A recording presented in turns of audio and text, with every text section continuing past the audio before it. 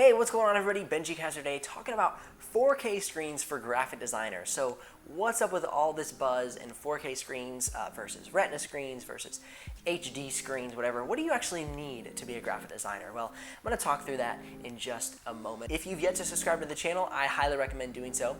Put out videos for the graphic design industry, whether helping you get started or get going into the right tech tools and tips or grow in your career. You're in the right place for that. If you have a question, please submit that in the question submit form below this video in the description, and I'll be sure to answer that on the channel. Okay, so do you need a 4K screen or a Retina screen or a super high quality screen to be a graphic designer? Well, the basic answer is no, you don't. But the reason these screens are so important is for color accuracy and for quality assurance. So let's say you're working with a specific photograph, and in that photograph, you want to make sure that it's really crisp, and when it prints out on the design that you're making, maybe it's a magazine or it's an advertisement, it's going to be the best quality. And so you don't have to second guess yourself, is my screen seeing that wrong? Or is the screen accurate, or is it actually the product that's going to end up printing? So that's one of the big benefits of having a high quality screen. Also, if you're doing multimedia design, doing web design, this is key as well. So when I post this on the site, what are people going to see? Am I seeing this as my consumers will see it? And so getting the accurate measure of the quality of your product is very important. That's one reason people are really stressing the importance of quality in the screens.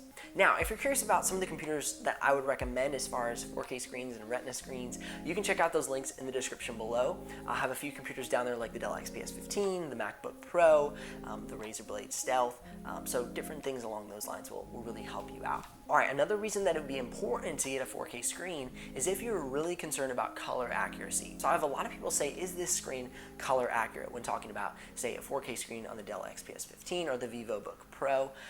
And I would say that is going to be probably the best color accuracy you can get as far as screens are concerned. Let's talk through color profile. So RGB is what our eyes see. RGB is photography. RGB is your screen. Whereas CMYK is something that you would print. Screens see RGB, a print would be CMYK. So are you going to get the exact colors that you see from your screen on your print? No, it's impossible because they're different color spaces, different color profiles. Now, if you're going from screen to web, that's going to be the same thing. So you can have a lot more confidence in that. So what is the best screen quality in rank? Well, I would say you're going to start with 4K will be the number one, then the MacBook Pro with the Retina screens, and then the HD screens on most laptops. From there, the color does fall off, the quality does fall off. But if you're curious about the screens that I recommend, specifically on the computers, you can check those out in the description below. I appreciate you tuning into this video. If I missed anything, please submit that in the comments below. Love to get your feedback. I'd love for you to help out this community to make sure we're not missing any different niches or things that are very important to people. Help us out, fill in the community.